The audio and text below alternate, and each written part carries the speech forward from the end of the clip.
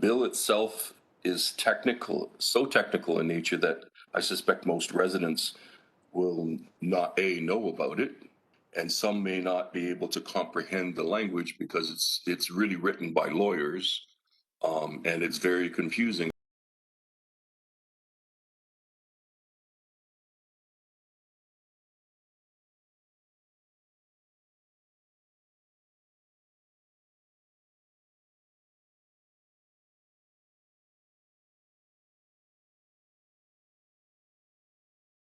Even though it sounds like a long period of time, the bulk of the work that our staff do is done in a very compressed period already, and it makes it almost impossible when we have arbitrary deadlines.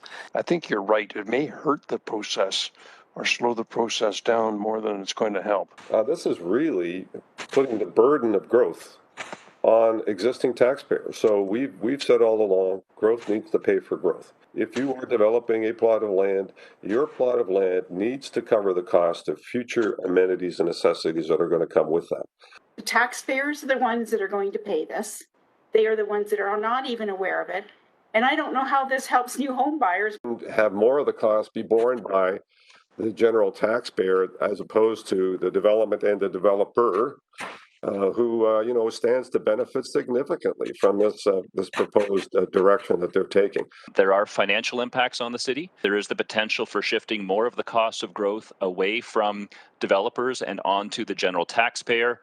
Pressure on the taxpayers ultimately, because growth ain't paying for growth so much as the taxpayers paying for the more homes for everyone. The province is downloading the cost of development to municipal taxpayers. And unfortunately, it's taxpayers in Hamilton, especially young families, in desperate need of real affordable housing that are left paying the price. And I don't know how this helps new home buyers. My own daughter and son-in-law looking to buy a house, tell me how they're going to afford it when now they're looking at the cost of a house and the increase in taxes because they're going to pay for other developments. Again, it's a very, very unfair process.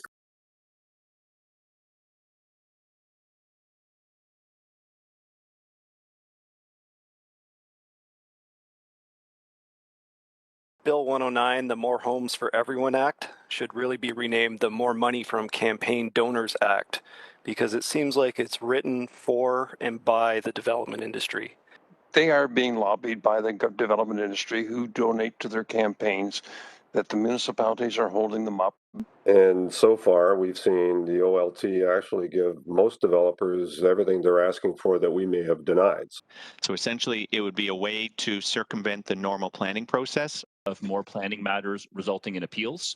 This policy and this drive towards a banker make determinations on what good planning is absolutely wrong. It's designed to drive most of this to the Ontario Land Tribunal, which has little or no local connection or context. It's still effectively an MZO.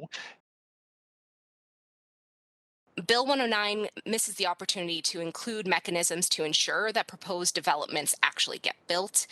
Considering the name of this bill, More Homes for Everyone, and even the task force name, Housing Affordability Task Force, there is an evidence absence of any real tools to address deeply affordable housing. It was up to 250,000 units.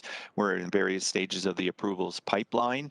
It seems very counterintuitive that if we have a 12-year supply of units that are already ready to build, why the province would be focusing on approvals for new supply and not making sure that what's already approved gets built. It is difficult to just stick to questions when something is just so obviously egregious and political.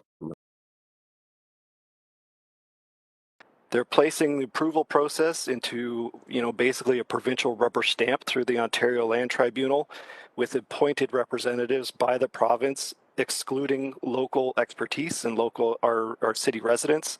Increased provincial jurisdiction on local planning and decision making, there are several changes that will upload local decision making powers to the Minister and Ontario Land Tribunal. Less public consultation is going to happen through this process as opposed to more. As well as reducing some opportunities for things like public consultation. These changes are narrowly focused. Some are clearly strategic decisions, and others feel like the province hasn't maybe thought them through completely. It's pretty clear that this is a conservative election stratagem. And then why would you want to legislate that people can move into buildings when the roof isn't finished? I have no idea, but there it is. Thank you. Attention to detail, I think, is wanting in all of this, quite frankly. The other change was to only require one stairwell in a building, which our fire chief has identified concerns with. Despite the fact that through this act, the province is modifying provisions to the building code, they're not making any changes for climate or efficiency standards through the code. Really sad commentary on where this province is going with this particular legislation. The province hasn't thought things through, essentially is the hallmark of the Ford government.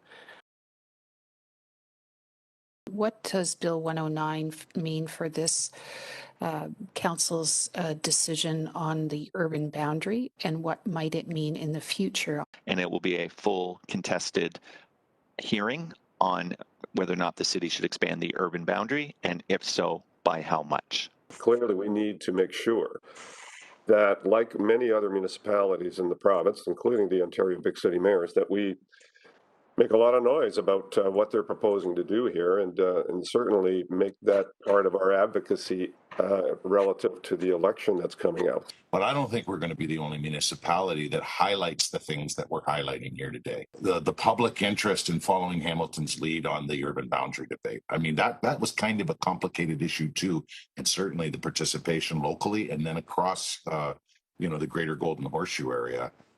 Significantly tells us that there are folks paying attention to. This is not good planning.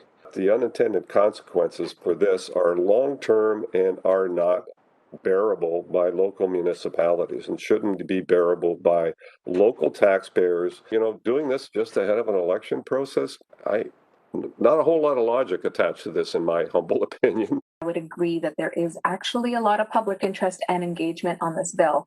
Concerns about impairing affordability, leading to unsafe conditions, having a negative impact on the environment, and doing nothing to actually address the increasing rates of homelessness. These changes are going to lead to further entrenching regressive taxation policies instead of having growth actually pay for the cost of growth. If the province did want to dramatically impact supply, then their overreach should have been focused on mechanisms of accountability by ensuring those approved applications were actually on track to being built.